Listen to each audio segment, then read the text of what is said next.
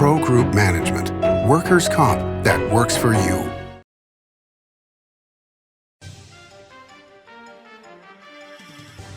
Welcome to Nevada Newsmakers. On the broadcast today, former Democratic State Party Chair Jill Derby joins us for the whole show on an all-new Nevada Newsmakers. Hello, is this D&D Roofing? Yes, it is. How may I help you? You did such a great job on my roof. May I speak to the owner? I am an owner. Oh, can I speak to your supervisor? Sure. How may I help you? I love your work.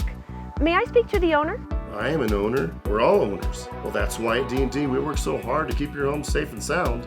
Oh, no wonder. D&D Roofing and Sheet Metal. Local, employee-owned, here for you.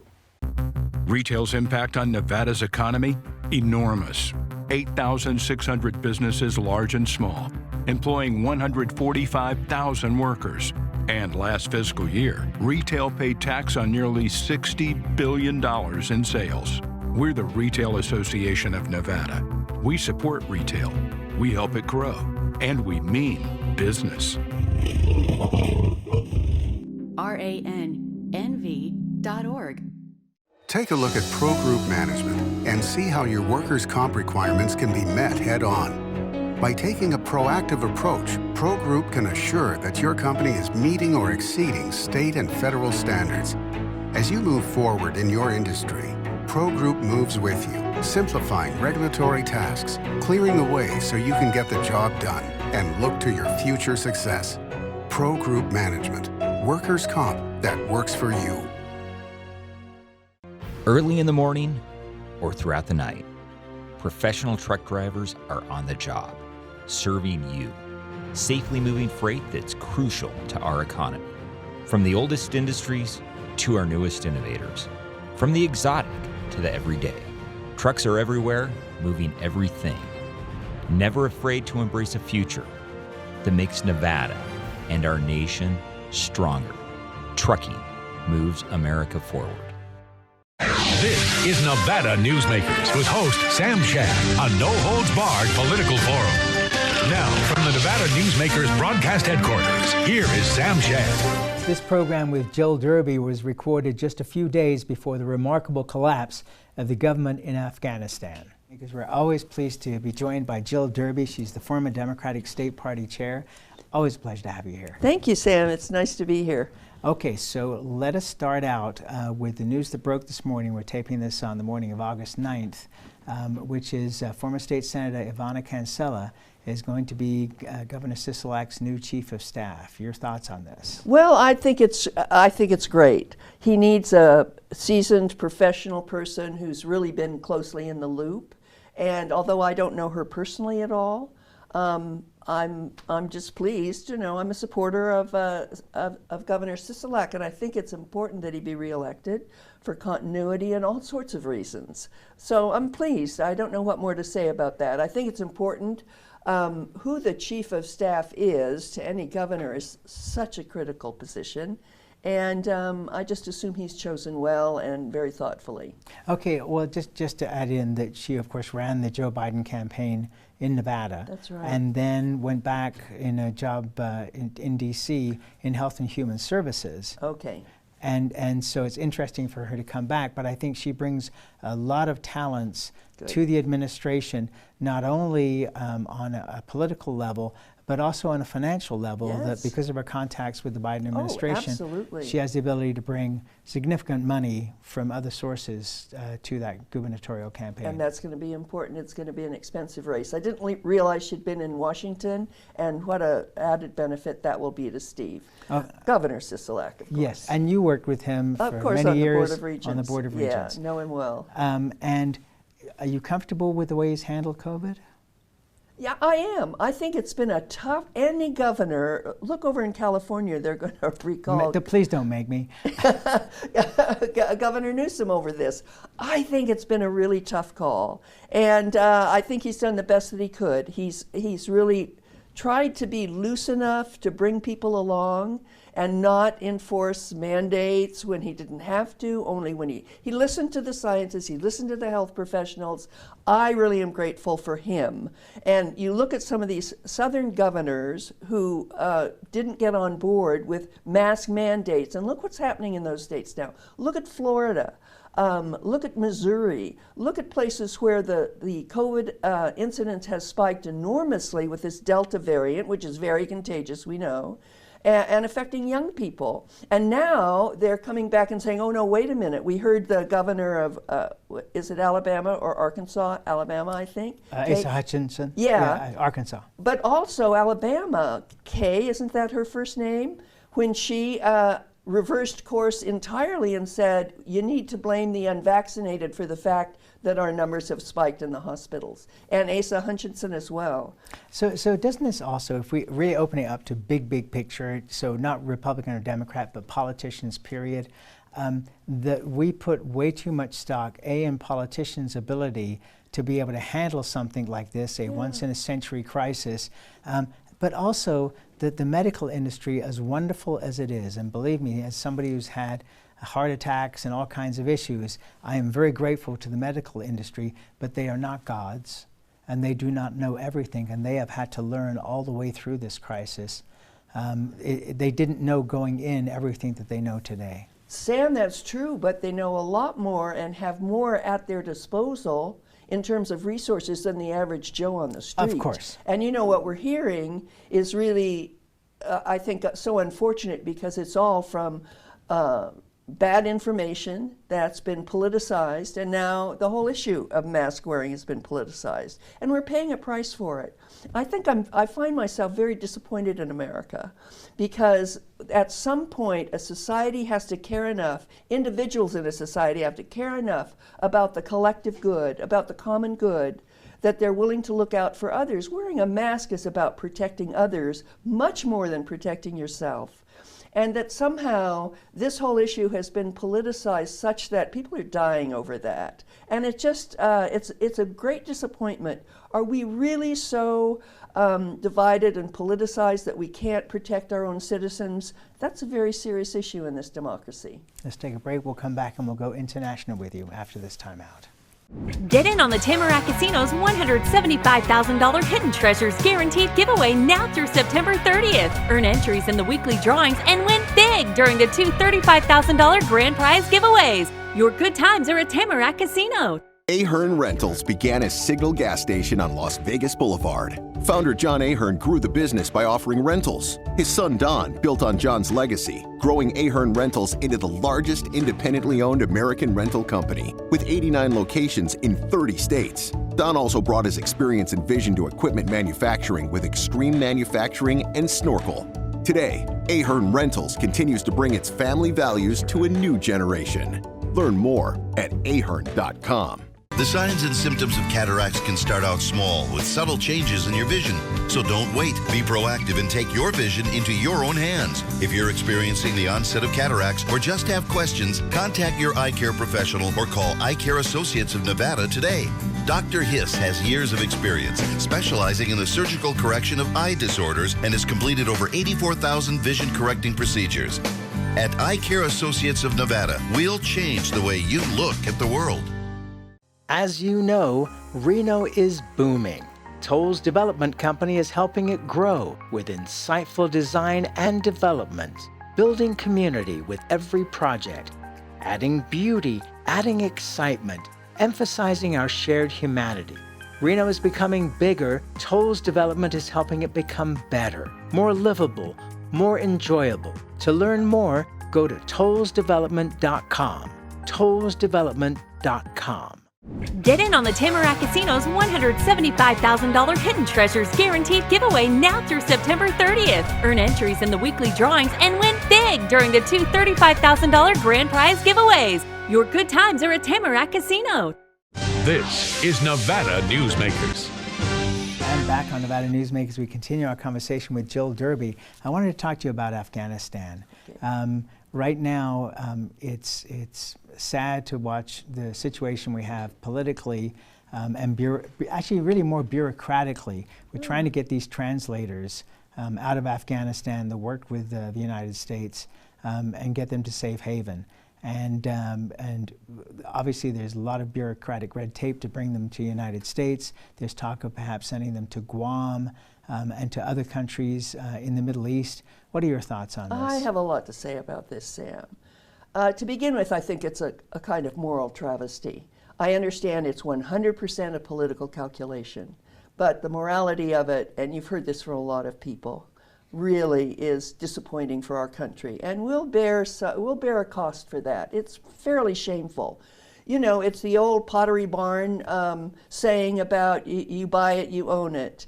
Look, we invaded that country. It would be different if we didn't invade the country. We invaded the country, threw out the Taliban, took it over, helped establish a different government, and more sort of liberal Western ways of being, particularly in the big cities, Kabul, #1, and the others as well.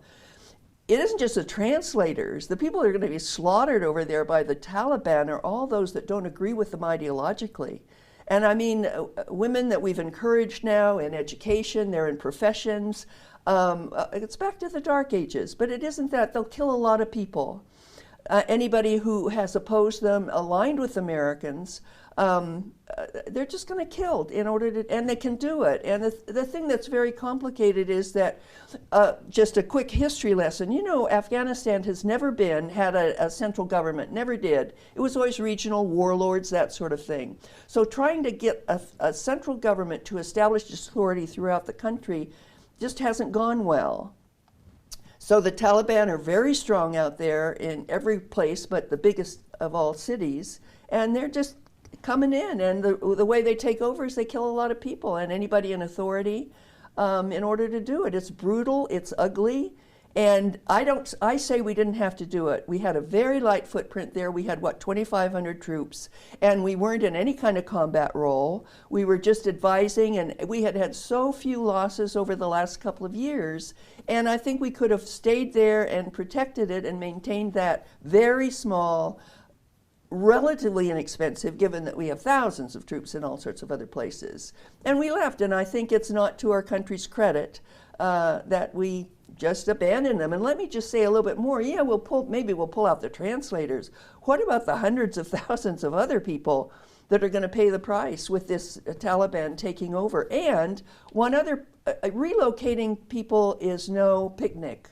You take people out of their culture, their place, and put them in the Philippines or something.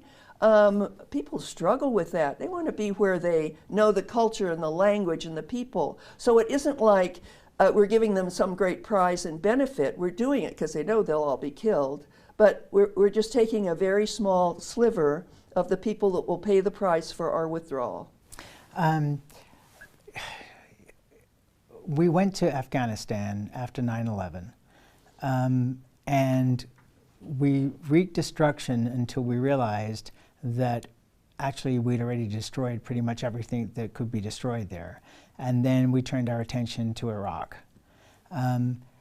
You can watch the movie Charlie Wilson's War and really understand that we never had a chance of winning if there is any winning to be had. Sure. And so, you know, at what point do you say enough is enough, you know, one more American life is not worth it? Because I still don't understand what the objective is. And now it's interesting to hear the discussions, which is now it's the Chinese's problem. You know, I mean, that wasn't something that was laid out on the table. And maybe we should have been having discussions with the Chinese about what to do at the point where we wanted to leave, or over the last couple of years, and yet we did not do that. And now, of course, it's impossible to do that. No, I've read that, and I think that's true. Here's the thing, Sam. If we look back at foreign policy over the last couple of decades, we've made horrible mistakes. We made the mistake of invading Iraq, and we really messed it up. You know, hopefully it's coming together. You know, I'm there, I work there, I know some of the leaders in that government, and they're working hard to try to put it back together again. And we've stayed there, and I think feel some responsibility. Also, ISIS is on the rise. I mean, I read every day, because I read in that news coming out of Iraq, the attacks by ISIS. So, you know, they don't have the land they had, but they're coming back. We're staying in Iraq, and I'm glad we are, because we have to be a minor presence there, because frankly, most Iraqis don't want us. But Afghanistan, it was the same thing. What was that all about? Okay, we knew that Afghanistan, the Taliban had protected the people that bombed the World Trade Center. Now, did it take invading the country and taking it over to sort of get our revenge for that, or to protect us from any further attacks? It's hard to say, but you know, if you look at the record of our foreign policy, it hasn't been so impressive. And now we have the consequences of what we did. But by any moral terms, Sam, when you make a mess of something, you should help clean it up, or you should be responsible for it in a way that I think now, by walking away, we're not. Oh, too bad, it's a mess. Yeah, we started it, and it's a mess. And thousands and thousands of people, innocent people, will die and be killed. Too bad. Politically, Americans don't want to be there anymore. Can't defend that morally. No, but you can also look around the world and see lots of places where, in quotes, we should intervene from a humanitarian basis, and yet no government could ever do that, because if we did, that government would be out of power instantly. Well, I don't want to say that we shouldn't ever go in, Sam. No, I didn't say not ever. I'm just saying that you can look at Africa, where you have traveled many times, and look at many countries where there are all kinds of horrible things going on, and say, from a humanitarian basis, the United States has a moral obligation to go there. But the reality is that you can't be the world's policeman. No, we can't, but we have a lot of allies that are part of this team. You know, the French are down in Africa. They had colonies there. They claim some responsibility, and I have to acknowledge the French for apologizing to the Rwandans for their role in that horrendous genocide. To me, that's taking responsibility, and they're looking at what sort of aid they can provide the country now as a gesture of compensation and acknowledging responsibility. We're very bad at acknowledging responsibility. We haven't really done that with our native populations here. Looking at the genocide that we caused, you know, in the expansion to the West and establishing the country. I admire Canada, I admire Australia, they've all acknowledged. I think it's important that we take responsibility for some of what we've done. I think it increases your stature as a better person and as a better nation to say, look, we did that, what can we do to compensate?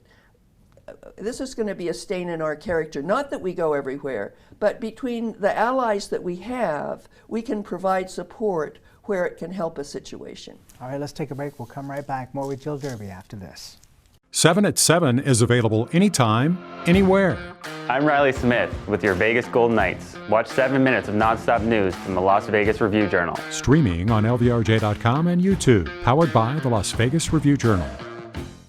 Serving Our Kids Foundation's mission is to serve homeless, at-risk, and food insecure children in grades K through 8 throughout Southern Nevada.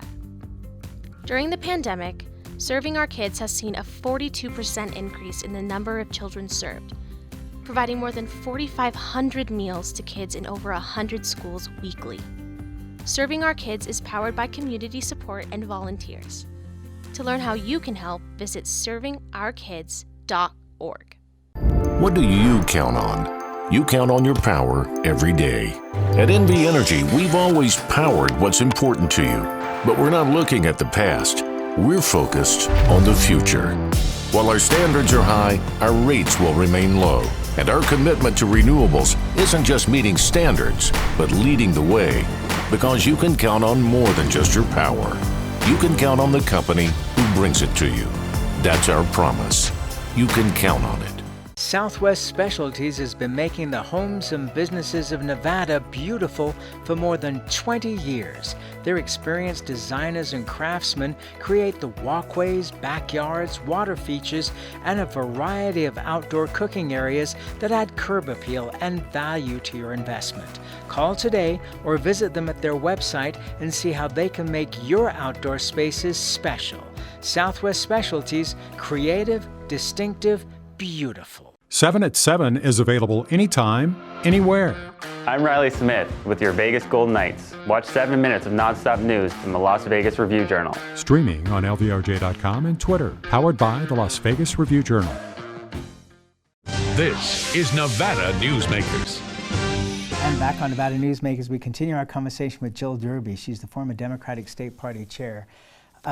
This country is going through incredible social change right now. Right. It reminds me to an extent, maybe not exactly the same topics, but to an extent of what was happening in the mid to late 60s into the early 70s. Does it strike you the same way? Well, it does. You know, I've been reading a lot on this topic because I think we're all very worried about the state of the country, and we seem to be so critically divided that we can't manage anything. Now there's some points of light out here. We're coming on a bipartisan infrastructure package that is hopeful. But we're very divided, and I think a lot of it goes to culture wars and social issues, and people that feel left behind and out of the conversation with all the social changes that have gone on. I mean, a lot has been written about that. J.D. Vance did, and Hillbilly Elegy and others. But I think that underneath it all is the culture wars, and I'm very disappointed that the culture wars are now targeting education. And I've seen that in higher education, where I continue to work very actively, that some of these politically appointed boards are interfering in curriculum decisions and tenure decisions that belong to the faculty alone. You know, higher education is different, and it's not compulsory. But the faculty are the experts in the matter. And to have politically appointed boards jump in and say, know this, do this, is totally inappropriate. And American higher education has drawn people from all over the world because it represents a marketplace of ideas. And to have this issue of critical race theory come up as though that's a forbidden topic worries me, because no, that's kind of what they do in China, limit the curriculum, make sure it's ideologically correct. We don't do that. To really educate people with a broad portfolio of knowledge and an ability to think critically about opposing ideas, we offer a marketplace of ideas at our colleges and universities. And to see that breached by political interference worries me. Now, when it comes to K-12 and the interference in curriculum and critical race theory, worries me very much, because critical race theory is another theory that says, in fact, following slavery, we institutionalized certain forms of discrimination against African Americans. Well, look around, we did that, we know that, with zoning laws and banking restriction, all sorts of ways, and certainly by divided education and segregation, which we addressed in the middle of last century. But, you know, this is to say that some are saying that critical race theory makes people feel, we don't want to make our kids feel uncomfortable or like guilty about anything. I don't know that that is, you know, the greatest impediment to maintaining a healthy, vigorous, rigorous, broad-based education system. But I think it's about taking responsibility for your past and being honest about it. And, you know, that's just one of the culture issues that's going down, is around racism and what we do about it, and some that are pushing back saying, I don't want to feel guilty, I didn't do it. And and how do you respond to those people? It isn't, you didn't do it, but in fact the institutions of our society, as they've evolved ever since the Civil War and the emancipation of slaves, has incorporated in its structure certain things that have disadvantaged African Americans, and we just need to remedy that. So it isn't about personal responsibility as much as this is America, these are our institutions, and we can do something about it. How do you feel about the pushback towards this, though? Well, I mean because white nationalism. Well, not necessarily. That brings up a whole area, okay, that doesn't incorporate the middle of the country, as it were. You know, we have extremes, and we have, I believe, a much larger center, and that it's exacerbated by social media, and the newspaper industry, the broadcasters, everybody's trying to sell the advertising that goes in between the messages, and whatever message is most outrageous. I remember algorithms. But it's not just algorithms. I mean, it's people's emotions. I remember in northern Nevada, boy, it's probably 25 years ago now, maybe even 30, when a television station had not gotten any ratings for years, and it came under new management, and the story that they ran with that made them the #1 newscast was a skinned dog story that happened in Sun Valley. Yeah, inflammatory cells. Inflammatory. When you look at education, what are the most political boards that you can come across?